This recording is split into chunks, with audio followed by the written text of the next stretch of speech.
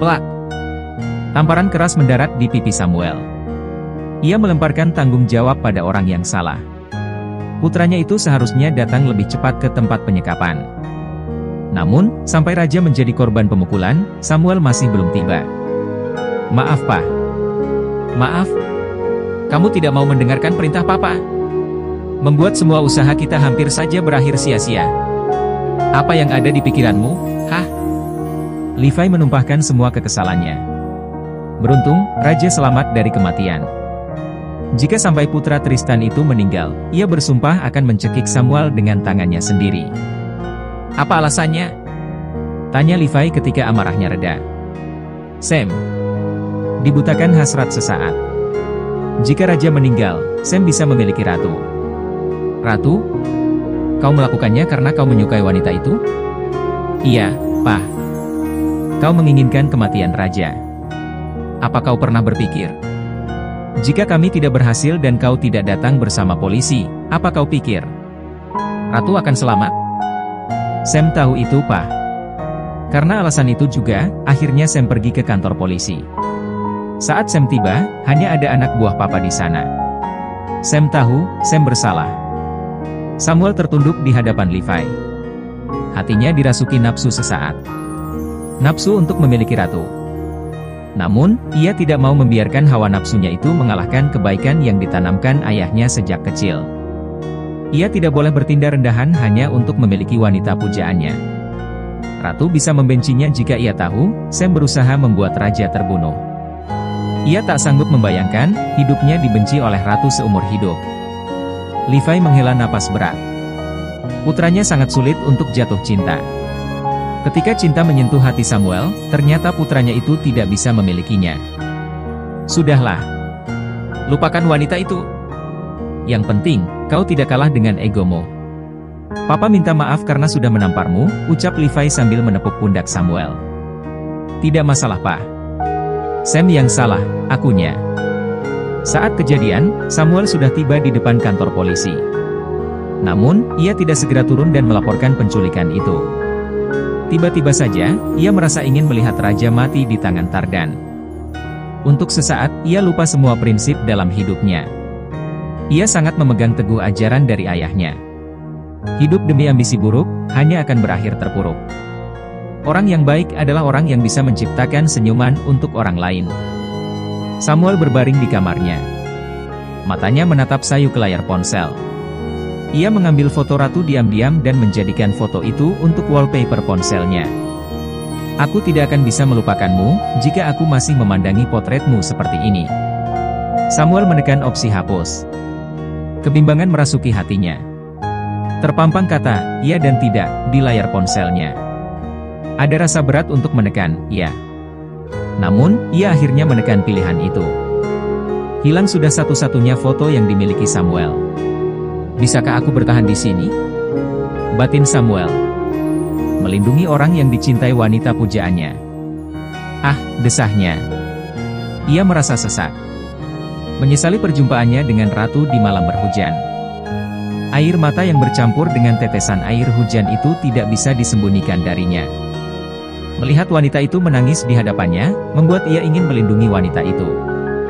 Mau kemana? Tanya raja saat melihat ratu sudah rapi. Kerja. Kamu sedang hamil, sayang. Tidak boleh bekerja, larang raja. Ia tidak mau membiarkan ratu bekerja karena ingat dengan pesan dokter. Memangnya kalau hamil, tidak boleh bergerak? Kenapa aku tidak boleh bekerja? Aku bisa bosan di rumah saat kamu pergi ke kantor. Lagi pula, bukan pekerjaan berat. Boleh ya sayang? Rayu ratu. Kedua matanya mengedip-ngedip beberapa kali. Tidak mempan. Walaupun kau bersikap imut, aku tetap tidak mengizinkan kamu bekerja. Titik. Posesif. Ratu kembali ke kamarnya. Mengunci diri di kamar demi mendapat izin dari suaminya. Ia semakin kesal karena raja tidak menyusulnya. Ih, nyebelin. Di ruang makan, raja mendengar teriakan istrinya. Ia berpura-pura tidak mendengar. Apa yang dilakukan raja semata-mata untuk menjaga bayi mereka. Ia selalu mengalah dengan keinginan ratu, tapi kali ini berbeda. Raja bersikeras dengan keputusannya. Walaupun istrinya akan marah padanya, ia tidak peduli. Selesai sarapan, ia membawakan makanan untuk istrinya. Raja mengetuk pintu kamar. Namun, ratu mengusirnya. "Aku tidak mau makan. Pergi saja sana. Aku sebel sama kamu," ucap ratu. "Oke. Kalau aku kesasar ke rumah janda di pengkolan itu, jangan marah ya.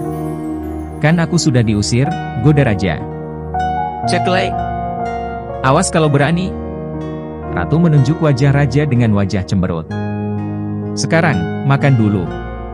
Marahnya dilanjutkan nanti, oke?" "Oke." Ratu menuruti perintah raja tanpa sadar. Saat raja memberikan makanan di piring padanya, seketika itu ia sadar. Ia sudah dijebak. "Aku masih sebel sama kamu. Jadi, tidak boleh masuk." "Hah?" Raja menarik napas pendek lalu mendesah. Ratu kembali menutup pintu kamar. "Tidak apa-apa, asal dia mau makan saja," gumam raja. Tok tok tok. Dahi raja mengernyit saat mendengar suara ketukan pintu. Sejak mereka berhasil selamat dari aksi balas dendam Tardan, raja menjadi sangat waspada. "Siapa?" tanya raja sambil melangkah pelan menuju pintu depan. "Ini aku, Mita," jawab gadis yang berdiri di depan pintu. Ratu mendengar suara Mita. Ia segera keluar dari kamar karena tidak mau membiarkan mereka berduaan. Enak saja, pikir Ratu. Raja membuka pintu, tersenyum menyambut Mita di depan pintu. Gadis itu tersenyum saat raja mempersilakan dirinya untuk masuk. Ratu pergi ke dapur, mengambil segelas air putih untuk Mita. "Selamat pagi Ratu," sapa Mita. "Selamat pagi. Silakan diminum." "Maaf, cuma air putih. Soalnya kalau dikasih yang manis, takut betah," cibir Ratu. "Sayang." Raja tidak menyangka, istrinya bisa berkata buruk seperti itu. Ia mendapat lirikan tajam dari sang istri. Mita terdiam mendengar cibiran dari mulut Ratu. Walaupun Mita memang ingin menjadi keluarga Tristan, tapi ia tidak berniat merebut raja. Namun, Ratu tetap merasa tidak nyaman saat melihat Mita di dekat suaminya. "Ada apa Mite?" tanya raja. Bisakah kita bicara berdua?" Mita bertanya sambil melirik ke arah Ratu. Melihat wanita itu melebarkan matanya saat Mita ingin mengajak raja bicara secara pribadi. "Maksudnya apa?" "Di hadapan istrinya, kamu berani meminta bicara berdua. Apa kau menganggapku hantu yang tak terlihat?" Ratu menjadi marah. Seakan-akan kehadirannya di sana hanyalah pihak ketiga yang mengganggu. "Tidak. Bukan begitu. Maksudku." Ucapan Mita terpotong. "Bukan begitu, lalu bagaimana?" tanya Ratu sambil bangun dari sofa. Ia menatap tajam ke arah gadis yang ketakutan dengan tatapan Ratu. "Ratu, hentikan. Dia tamu kita. Tidak baik jika memperlakukan tamu tidak sopan seperti itu," tegur raja. Ia bangun dari sofa dan mengajak Mita pergi dengannya. "Mita, ikut denganku. Kita bicara di jalan," ucap raja. Ia melirik ke samping. Raja kecewa dengan sikap tidak sopan Ratu hari ini. Mereka pergi menggunakan mobil raja. Ia membawa Mita, sekaligus pergi ke tempat kerja. Gadis itu tidak terlihat tertarik kepada raja sama sekali, tapi istrinya sangat marah setiap melihat Mita. Ratu mendiamkan raja sampai beberapa hari. Penjelasan yang diberikan suaminya sama sekali tidak bisa menghilangkan rasa kesalnya. Di depannya, sang suami pergi dengan wanita lain. "Sayang, sudah dong marahnya. Kamu mau minta apa?" "Hari ini, aku akan menuruti semua keinginanmu," bujuk raja. "Semua?" "Semuanya. Apapun itu?" Matanya berbinar, menanti jawaban raja. Ia ingin menumpahkan semua rasa kesalnya. Ada sebuah rencana yang melintas di dalam pikirannya. "Apapun itu.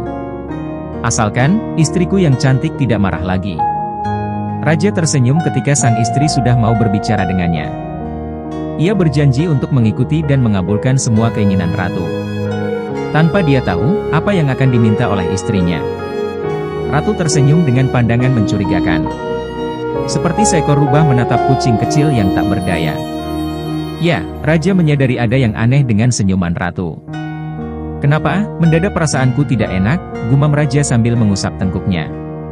Seperti ada hawa dingin yang tiba-tiba menyapa kulitnya. Ini dia. Aku sudah membuat list keinginan di kertas ini. Tugas kamu, harus melakukan semua yang tertulis di kertas, ucap Ratu. Ia menyerahkan kertas yang dipegangnya. List? Memangnya apa saja yang kamu mau sayang? Lihat saja. Memakai baju hamil. Memakai make up. Memasak. Membersihkan rumah. Membelikan sosis bakar. Kenapa, semua? Terus, kenapa aku harus pakai daster? Kamu mau membalas dendam padaku ya, keluh raja. Katanya tadi. Ratu mengerucutkan bibirnya. Oke. Akan aku lakukan semuanya. Jadi, jangan cemberut, rayu raja sambil menarik ujung bibir Ratu, membentuk lengkungan dengan kedua ibu jarinya. Senyum dong. Ratu tersenyum. Ia pergi ke kamar, mengambil baju hamil, make up, dan rambut palsu. Hari ini, Ratu benar-benar sangat berbeda. Menjadi lebih manja dan jahil. Ini, coba pakai. Perintah Ratu. Raja melepaskan t-shirtnya, menggantinya dengan baju khusus ibu hamil. Baju berwarna kuning itu memiliki pola yang lebih besar di bagian perut. Dengan jahilnya, Ratu menyuruh Raja untuk mengganjal perutnya menggunakan bantal sofa. Demi menyenangkan sang istri, Raja sanggup berbuat segila itu. Kini perut Raja menjadi lebih besar. Raja mencoret list di nomor 1 dan 2 setelah ia memakai make up. Ratu duduk bersandar di sofa panjang. Kedua kakinya diluruskan di atas sofa. Ia sangat lelah, padahal tidak melakukan apa-apa. Ia melihat suaminya sedang menyapu lantai. Entah kenapa, ia merasa sangat bahagia melihat suaminya dalam balutan baju daster. Kenapa aku merasa dia terlalu cantik? Ratu menggelengkan kepalanya. Ratu yang meminta Raja seperti itu, tapi sekarang, ia cemburu dengan kecantikan suaminya. Sayang, cuci muka terus ganti bajunya. Ratu berseru dari sofa ruang tamu. Sementara Raja sudah selesai menyapu dan mengepel lantainya. Raja sedang mencuci piring saat Ratu tiba-tiba menyuruhnya mengganti baju. Sebentar sayang. Aku sedang mencuci piring, sahut Raja dari dapur. Sekarang. Ya ampun.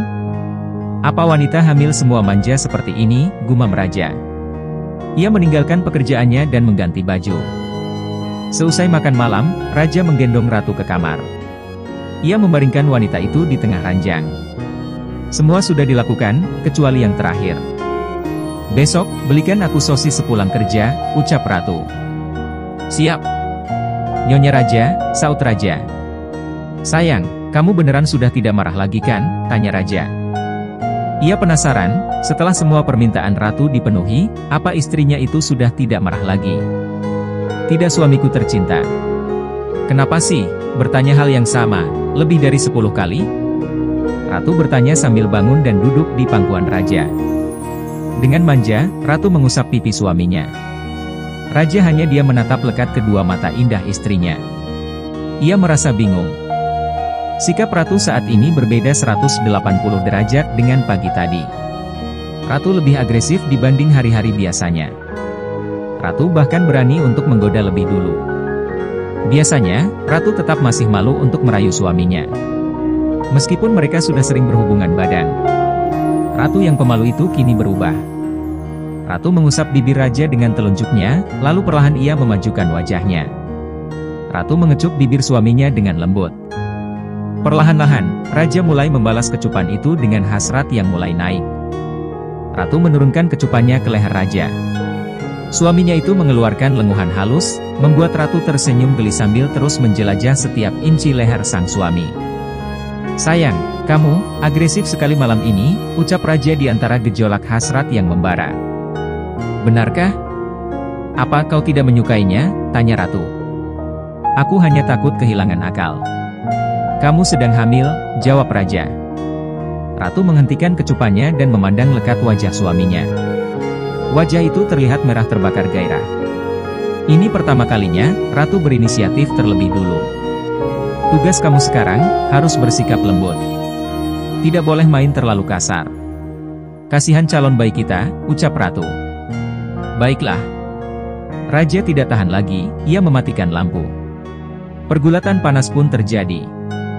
Mereka saling mencumbu dan berpacu menuju puncak tertinggi. Raja dan Ratu duduk bersandar di ranjang dengan selimut menutupi tubuh polos mereka. Ratu bersandar di dada bidang suaminya. Raja memeluk Ratu. Dengan hati-hati, ia menanyakan sikap Ratu yang seolah sangat membenci dirinya. "Sayang, kamu kenapa begitu membenci Mita?" tanya Raja. "Entahlah, aku juga tidak tahu. Mama bilang, ada kemungkinan sikapmu aneh karena sedang hamil." Raja merapikan anak rambut Ratu yang berantakan menutupi wajahnya. "Mungkin. Oh iya. Kemarin, Mama memintaku untuk mengajakmu tinggal di sana. Mereka khawatir dengan calon cucu mereka. Apa kamu mau?" "Oke." Ratu merasa lelah. Ia hanya menjawab pertanyaan suaminya dengan singkat. Ia juga mulai menguap. "Sudah tengah malam, sudah ngantuk?" tanya Raja. "Ya," jawab Ratu singkat. "Mandi dulu sana, lalu tidur." "Aku akan mandi sesudah kamu," ucap Raja. "Gendong." "Aku malas jalan ke kamar mandi," ucap Ratu. Ratu mengangkat kedua tangannya dan dengan manja meminta sang suami untuk menggendongnya. Raja tersenyum dengan sikap manja Ratu yang berlebihan. Istrinya itu tidak seperti biasanya. Raja menggendong tubuh polos Ratu ke kamar mandi dan menyalakan keran shower dengan suhu hangat. "Mau sekalian dimandiin tidak?" goda Raja. "Tidak." Hus, sana pergi." Ratu mengusir Raja keluar dari kamar mandi seperti kucing. Raja keluar dan menutup pintu kamar mandi. Ia merasakan pinggangnya kaku. Tidak terbiasa mengerjakan pekerjaan rumah, membuatnya merasa kerja lembur di kantor lebih baik dibanding pekerjaan rumah. Ratu membasuh tubuhnya di bawah keran shower air hangat. Ia mengusap-usap perut datarnya dengan senyuman. Ia sangat menantikan kehadiran seorang bayi dalam rumah tangganya. Ia selesai mandi dan berganti baju. Raja menyelimuti tubuh Ratu yang sudah berbaring di ranjang, lalu ia pun pergi ke kamar mandi dan membersihkan diri, mengganti baju dan menyusul naik ke ranjang. Mereka tertidur tak lama kemudian.